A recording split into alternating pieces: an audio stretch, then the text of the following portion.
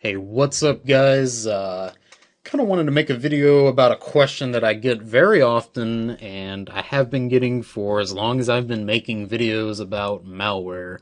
What antivirus do you use? And I answered this before, but I'll answer it again. I don't use any kind of antivirus or anti-malware, and I haven't for quite a long time, I think.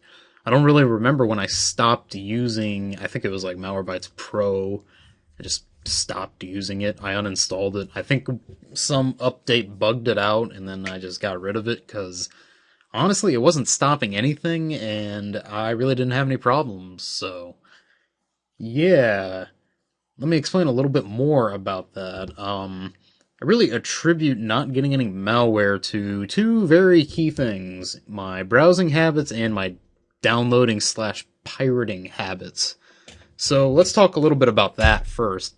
I really don't use very much pirated software. In fact, if I go in my start menu, I can tell you that I have. Okay, of course, Windows is pirated. Or actually, no, it's not. I have a key. I used a real key and activated it, so it's not pirated. Camtasia is pirated, but you only have to use a key for that. You don't have to download any kind of keygen or whatever. And that's a really big source of malware is if you download a keygen. Some of them are malicious, most of them are not, just depends.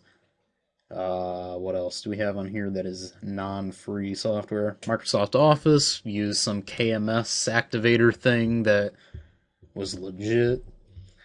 What else? Sony Vegas used a keygen that I knew was legit.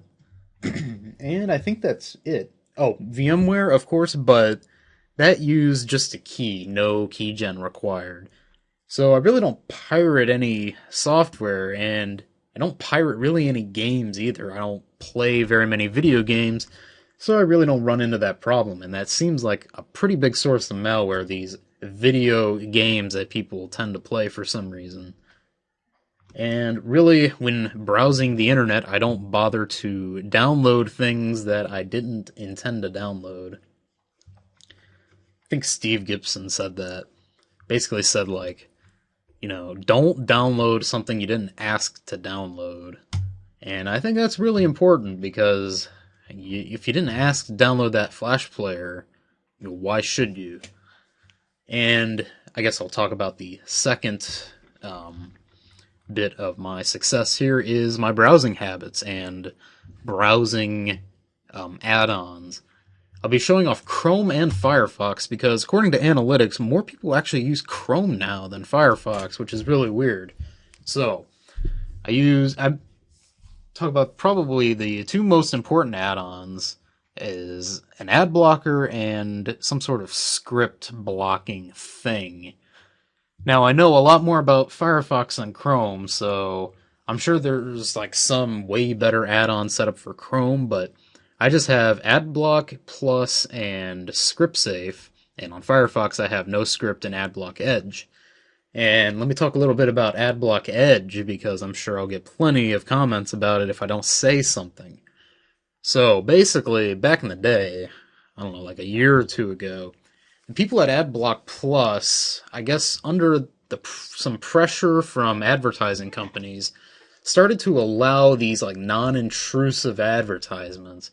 And if they meet AdBlock's strict rules or something, they would actually allow these advertisements through the program. And of course, you can just go and uncheck the thing that says allow non-intrusive advertisements. And I did that, but eventually it would update the add-on and then it would recheck the box, and I just had about enough of that.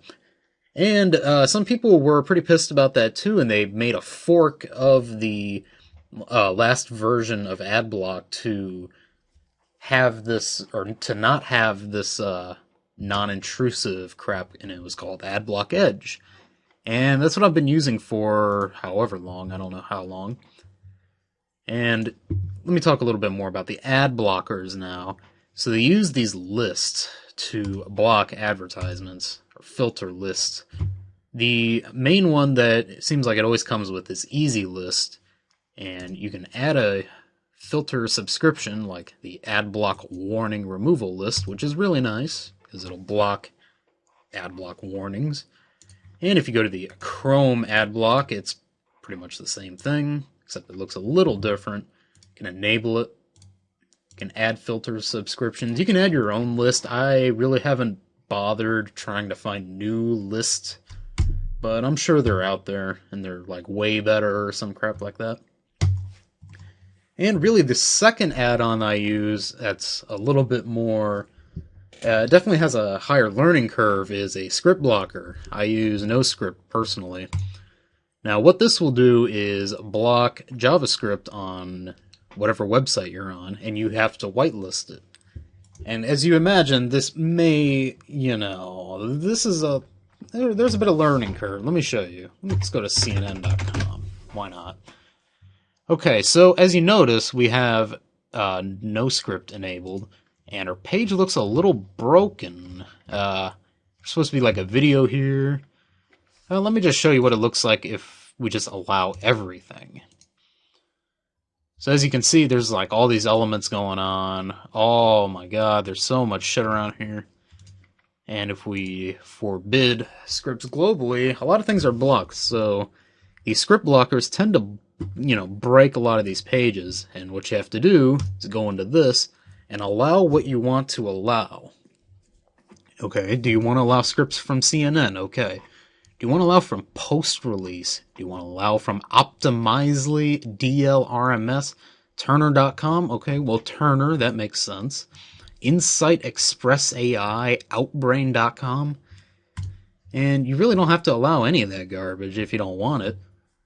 And let's check out another site. I think Daily Mail has a ton of scripts. Let's see. DailyMail.com. I'm sure a lot of people are going to be pissed about that, but I don't care. Okay, so if we allow that, and then... Oh my god, we just get bombarded with garbage that we don't care about. Brightcove, Pinterest, Scorecard Research, Amazon Ads, Taboola, Facebook. Who gives a shit about any of this? I know I don't care. So, that's what I use to really clean up the web, and makes it a lot, it's a lot better to look at. Honestly, I can't go back to not blocking JavaScript anymore. And like I said, there is definitely a learning curve because you have to do this on every website you go to, but I don't venture out into the web, so it's really not a big deal to me.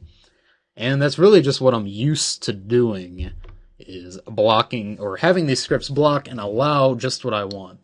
Now let me show you that in Chrome very quickly here, dailymail.com. And, okay, so this is called Script Safe, and it's essentially the same thing as NoScript. It just looks a little different. So as you can see, we allowed the Daily Mail script, and then it loaded all this other shit that we don't want. Like scripts.dailymail, we'll allow that. We don't want Facebook or Taboola or Brightcove or any of that, so we just leave it, and you don't need it.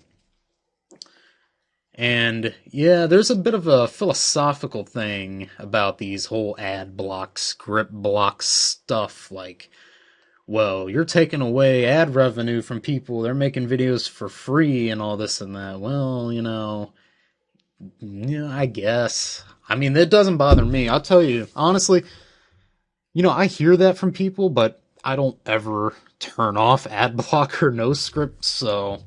I'm sorry, it's equal opportunity for me personally, but, if you're enjoying this fine content from YouTubers, you can always turn off your ad block and allow everything. And see, isn't this so much better? Anyway, get out of here. Nobody cares. So, yeah, that's always an option if you want to support free content makers. It's really not a big deal. And I want to talk about one more thing. It's a little more specific, but pirate streams. Yeah, I know any of you sports fans out there know all about these, like WYSIWYG.eu. I think that's the site. .tv, okay. So, yeah, of course, people who don't want to pay for cable, will go to one of the many pirate stream sports websites. These will have all the sports, baseball, football, basketball, whatever. International, they got everything. I mean, we can watch Korean basketball right now if we want. Oh, it's on B-Win and Unibet. I don't know. Those don't really work. We could watch Test cricket. So yeah, if you don't have a Sky Sports subscription, this is a great option. And it's really important to have an ad blocker on these kind of sites, because if we turn it off, disable everywhere, allow everything, go. So you get like all this shit everywhere, and it's ridiculous. Like, I don't know how you're supposed to be able to work with this at all. Yeah. So, if you want to watch the game, you really got to have at least an ad blocker. This will help a bit. Oh, we don't even have Flash. That's kind of a big problem. Let's get that. Hello, are we going to download it? Oh, we have to manually install. And yeah, this really isn't a big problem on legitimate streaming sites like Twitch or whatever. It is kind of a problem on these pirate ones, since they make a ton of money on advertisements, and the more advertisements they can put on, the better, because they know people are cheap, and they're not going to pay for anything. That's the big thing about the internet that people really need to understand, especially anybody in the content delivery market or whatever. If that's your racket, people don't pay for shit. I know I don't pay for anything on the internet. That's not what the internet's for. Internet's for pirating. That means pirated damn sports streams like this. I don't even like cricket, but I have the option to watch it, which is nice. That's enough cricket. So yeah, really important that you have an ad blocker, because you'll run into a lot of garbage on these kind of sites that are semi-legitimate, I have to say. So that's my rambling, my philosophy on how to not get viruses ever for any reason. Mainly, avoid downloading anything, avoid going on any websites, and make sure you know how to pirate software well. Practice, know what you're doing. Oh yeah, that's one more thing. Torrents. Everybody knows about torrents, everybody knows what they are, everybody knows they're for 99% pirating. Don't give me that Linux distro crap and your crappy indie music and your awful indie movies. Nobody watches it, or torrents for that. Just don't even use that excuse. Well, I would say Pirate Bay, but they still seem to be down at the moment. Whenever you're going on your torrent site, I always tend to sort by the amount of seeders, because not only will it give you the best speed, but it'll also be, the more popular torrent, and you'll have more feedback from said torrent, like, say, on Kickass or wherever. If you sort by seeders, you will see plenty of comments and say if an item is fake or malicious or something like that, and you can move on from there.